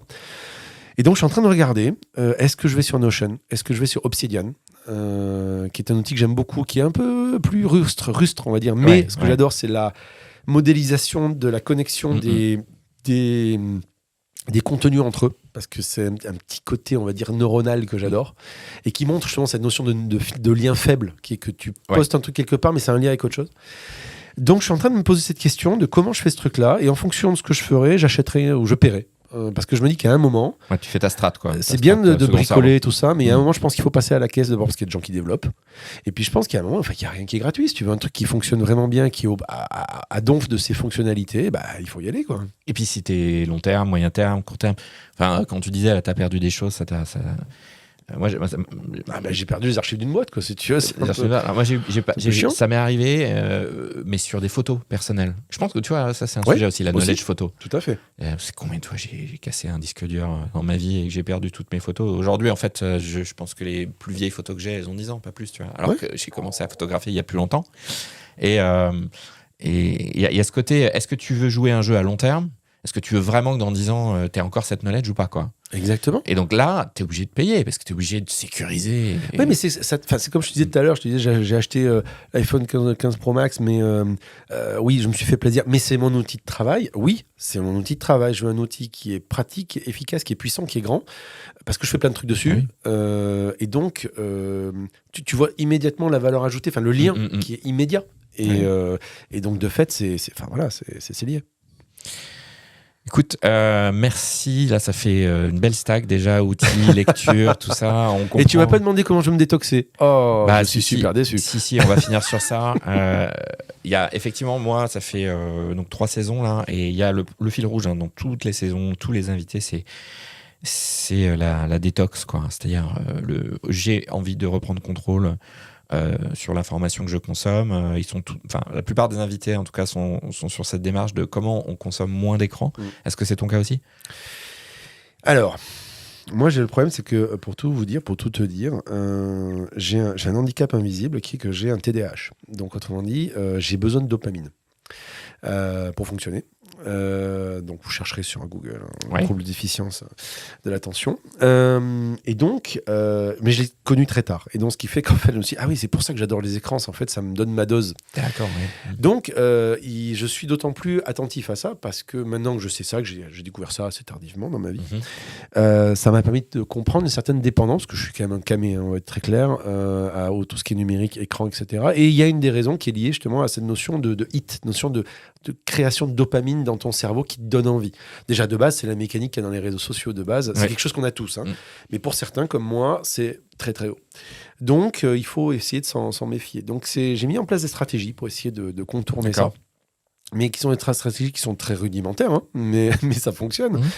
Sur les téléphones, par exemple, tu as des profils qui te permettent de faire du temps pour toi, le truc se déconnecte. Donc, des modes. Donc ça, j'ai investi ça. J'ai pris le temps d'investir ça et c'est plutôt pas mal parce que ça m'aide bien. Un autre truc tout con, mais tout bête, c'est à un moment, chez moi, j'ai une petite boîte et je mets mon téléphone dedans. Parce qu'en fait, physiquement parlant, l'acte physique de dire tiens, là je me prends un moment pour moi, alors pas complètement parce que j'ai quand même mon Apple Watch, donc si jamais on a vraiment besoin de me joindre, voilà, mais j'ai pas de notif, quasiment aucune sur ma montre, à la différence du téléphone. J'ai effectivement baissé un gros niveau de notif. Pareil, j'ai fait un gros travail de tri là-dessus, j'ai pris le temps de le faire. Ça fait en sorte que je peux avoir des moments pour moi. Donc cette notion physique de faire le geste, de me déconnecter en mettant le truc à part, c'est bête, mais ça fonctionne bien, pas tout au moins pour moi. Après, il y a le fait je pense qu'il faut se donner aussi des moments. Il faut accepter de se donner des moments. Je sais que ça a l'air très basique, ce que je dis, mais de se dire bon là je n'ai pas. Tu vois, quand des fois je scroll comme ça, puis tu fais du doom scrolling, puis on te fait non mais attends là, qu'est-ce que je fais quoi. En fait, il y a cette notion quand même de prendre un peu du recul, te dire bon j'ai appris un truc là, est-ce que ma vie a changé dans les 5 dernières minutes, donc peut-être pas. Et puis après moi j'ai une arme secrète, j'ai mes 2 filles qui fait que entre une qui me dit papa ton téléphone sur la table, ou la petite qui des fois me fait je suis avec mon téléphone, ouf, voilà, tu sais, le regard, le miroir soudain de la gamine de 4 ans, les enfants, qui te montre que en fait elle est sur son téléphone en train de scroller et que non je ne t'écoute pas, c'est violent. Et donc ça t'oblige un tout petit peu à te dire waouh, on va peut-être faire un petit recul en arrière sur tout ça. Alors je sais que ce que je suis en train de dire est très basique, mais je pense que des fois il faut des solutions basiques pour justement peut-être prendre un peu de recul sur tout ça et pas être constamment le fil à la patte. Ouais, alors j'ai la même chose que toi à la maison. J'en ai une qui a 4 ans et effectivement c'est un effet miroir très puissant. Et sur cette question de digital detox, moi, en ce moment j'essaye de... effectivement en regardant les gosses, tu te dis... donc j'essaie de les préserver de tout ce qui est écran, même si ils y ont droit. Oui, bien sûr. Mais te dire, regarde l'école, comment ça fonctionne, ce qu'ils consomment, la manière dont leur cerveau se construit. Il se construit avec des activités au temps long, où ça demande des efforts et de la patience. Alors que le monde qui les entoure, et notre monde, c'est du tout de suite, de l'instantanéité, et ton cerveau, il se développe avec des hooks de temps court, c'est ça. Très court. Donc du coup, j'essaye de me dire, tiens, est-ce que je ferais pas comme ma fille et remuscler mon cerveau sur, allez, on apprend de la guitare, on fait de l'astronomie, on fait des maths, et ça tu peux pas en fait. C'est Internet, te pousse pas à ça, ou le monde dans lequel on vit te pousse pas forcément à ça. Et en fait, le monde dans lequel on vit ne fait qu'exploiter une faille humaine. Qui est l'absence de patience. Voilà, c'est ça, ou peut-être la fainéantise. Et quand je dis fainéantise, c'est dans le bon sens du terme. Des fois, t'as pas envie de te prendre la tête. Mais t'as raison, ça exploite ce truc-là. Et ce qui fait que, ce que tu dis, cette notion de accepter de s'ennuyer, accepter de se dire là il y a peut-être des trucs qui se passent mais c'est sans moi. Oui. Ouais, c'est une vraie responsabilité, quoi. Hein. Donc, un grand pouvoir vient toujours avec une grande responsabilité, hein, comme disait l'oncle Ben. Et donc, je pense qu'il y a un vrai sujet autour de ça. Et au niveau des enfants, tu vois, moi, dans les sujets qui me tracassent beaucoup actuellement, moi, à côté de mes activités de consultant, je fais aussi de la formation. J'ai un organisme de formation qui s'appelle Topos et j'ai aussi je suis responsable innovation dans une école qui s'appelle Narrative et où on raconte des histoires. Voilà, c'est le principe de l'école. Et justement, l'objectif, c'est essayer de trouver des outils qui permettent d'améliorer les choses. Et donc, je m'occupe de l'IA, notamment là-dedans. Et quand je vois comment les gamins que j'ai en face de moi utilisent, le premier truc que je leur dis, cherchez pas à essayer d'aller plus vite. En gros, d'un point A à un point B, ah super, l'IA m'a sorti le texte, je copie-colle, c'est bon, c'est réglé. Je dis, si vous faites ça, vous vous dépréciez, vous vous démonétisez, en fait, vous vous mettez dans une posture où la machine peut vous remplacer. Donc, en revanche, si tu dis, OK, le point de départ, c'est ça, je vais travailler avec l'outil. Et en fait, je vais en faire mon meilleur sparring partner, mon meilleur consultant à qui je vais lui poser des questions, je vais aller le chercher. Moi-même, je vais me poser des questions. Et si je joue ce jeu-là, finalement, tu te rends compte qu'utiliser une IA, par exemple, c'est long. Il faut prendre le temps. Mais si tu creuses vraiment les choses, tu arrives à un résultat qui est hyper intéressant en ayant fait un effort et équipe avec une machine. Et là, tu développes ta propre singularité, qui fait que quelque part demain tu ne seras pas forcément remplacé parce que comme certains graphistes qui disent moi j'utilise une IA mais j'ai ma patte, j'ai mon style, j'ai mon truc qui fait que finalement j'ai rajouté le truc, je suis parti de quelque chose qui m'a fait aller plus vite mais j'avais déjà dans la tête mon idée, la machine m'a proposé quelque chose que j'avais pas peut-être vu et après j'ai retravaillé l'ensemble et donc ça donne un cocktail qui est unique. Et donc je pense qu'il y a cette question-là, cette notion de singularité, comment on développe cette singularité dans un monde numérique qui finalement a tendance un peu à tout uniformiser et à nous mettre tous dans le même bain, et sans pour autant tomber dans une logique qu'on voit aujourd'hui qui est que pour se singulariser, il faut être dans le choc, le clash, l'extrême, alors que je pense qu'au contraire, je pense qu'il y a deux clés qui sont la mémoire et la nuance. C'est des choses qui sont très sous-cotées, mais qui, à mon avis, sur le long terme, sont intéressantes. Le slow, quoi. Je ne sais pas si on peut appeler ça le slow. Oui, on peut. Je pense que... Tu sais, il y avait un slogan à une époque pour la bagnole Renault qui était « Et si le luxe était l'espace ?» donc pour la bagnole de l'espace, hein, et en montrant des villes qui montraient des villes très surpeuplées et au milieu de ça, quelqu'un qui était dans son espace. Bon, maintenant il n'y a plus de SUV à Paris, donc voilà. Mais à l'époque, on se disait que c'était bien d'avoir un. Et donc, je pense que ça, c'est. Est-ce que le luxe, c'est pas le temps ? Eh oui. C'est sur ce mot-là qu'on va laisser réfléchir tout le monde. Parce que le luxe, c'est pas le temps. Et je pourrais rajouter un autre truc. Rappelez-vous, si tu veux aussi tirer le truc sur une pub, rappelez-vous la pub Swatch, c'est qu'est-ce que vous faites en 1 minute ? Voilà, à chaque fois, tu avais une pub qui montrait une montre Swatch qui disait la minute Swatch, qu'est-ce que vous faites en 1 minute ? Voilà. Et donc, c'est la vraie question. Pas trop de doom scrolling, s'il vous plaît. Non, la question, c'est ça. C'est est-ce que le vrai luxe, quelque part, et c'est un luxe gratuit, hein, est-ce que le vrai luxe, c'est pas le temps ? C'est pas le temps, oui. Écoute, Damien, tu parlais de ta boîte de formation. Tu as des actus en ce moment ? Où on peut te retrouver sur Twitter, c'est ça ? Alors, on peut me retrouver, oui, sur tous les réseaux sociaux. Mais LinkedIn, c'est blague à part. J'ai vraiment des comptes sur tous les réseaux. Pas forcément actifs, mais je suis vraiment présent partout. Dès qu'il y en a un qui s'ouvre, je mets mon compte. Comme ça, je vois comment ça fonctionne. Et puis, je ne me fais pas piquer mon nom. Et puis, ça m'amuse, je verrai bien. Non, mais principalement sur Twitter, sur Insta... j'ai mon Linktree, j'avais un blog mais je l'ai mis de côté parce que manque de temps pour écrire, ou sur LinkedIn effectivement, donc ça c'est les endroits où on peut me trouver assez facilement et où je peux répondre très rapidement, et sinon en termes d'actu, tu le disais, écoute, j'ai plusieurs vies en parallèle parce que pareil, tu vois, dans le côté un peu anticipateur, j'étais un slasher avant la mode, donc j'ai mes activités aujourd'hui de consultant qui aident à... Alors il y a un point commun dans tout ça, hein. Le point commun, c'est la transmission, le décryptage, la compréhension de ce monde numérique et notre impact sur nous et qu'est-ce que ça veut dire. Et après, ça se traduit par d'un côté une dimension de conseil, d'accompagnement à des boîtes qui ont besoin de simplifier leur discours sur quelque chose qu'elles ont à montrer, à dire et qu'elles n'arrivent pas, parce qu'elles ont une super techno, un super truc, qu'elles n'arrivent pas à faire passer le bon message. Donc, c'est raconter des histoires. D'accord. Ça, c'est, tu vois, mon premier métier. Le deuxième, c'est... donc, je suis le responsable d'innovation et partenariat d'une école qui s'appelle Narrative, que j'ai co-imaginée. J'ai eu cette chance-là immense.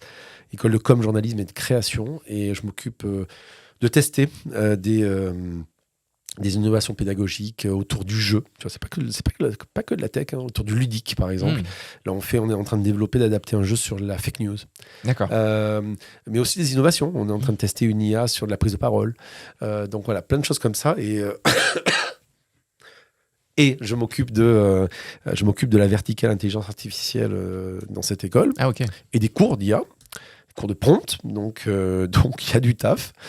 Et puis ma troisième vie qui va se lancer bientôt, c'est un organisme de formation dont on va parler bientôt, qui s'appelle Topos, et vous chercherez sur Internet, vous le verrez sortir très prochainement.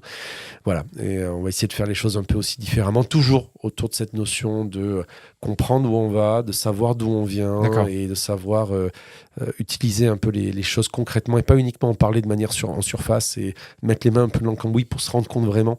C'est moi le truc qui m'ulcère, c'est les gens qui te parlent de plein de trucs. Tu sais, qui sont devenus experts Web3, puis experts IA, les mecs n'ont jamais foutu les doigts dedans. Ou dans les boîtes, des gens qui te parlent de plein de trucs, mais tu leur dis, vous êtes allé dessus pour voir, vous avez déjà testé l'outil, quoi. Et ça m'ulcère parce que je pense que, tu vois, on parlait d'Elon Musk tout à l'heure. Lui, par contre, il est utilisateur de ses produits. Oui. Et ça, c'est hyper intéressant. Et donc, tu parlais de simplicité. Je pense qu'il y a plein de patrons français qui devraient utiliser les produits qu'ils proposent. Peut-être pas, ils se rendraient compte de certains trucs, français ou ailleurs, hein, mais...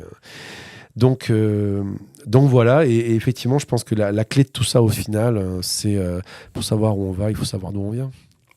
Eh oui, c'est effectivement une bonne conclusion. Eh ben, je te remercie, Damien, pour ton temps, ta stack et ton énergie. Et je vous donne rendez-vous sur un prochain épisode de TechSource. À bientôt. Salut.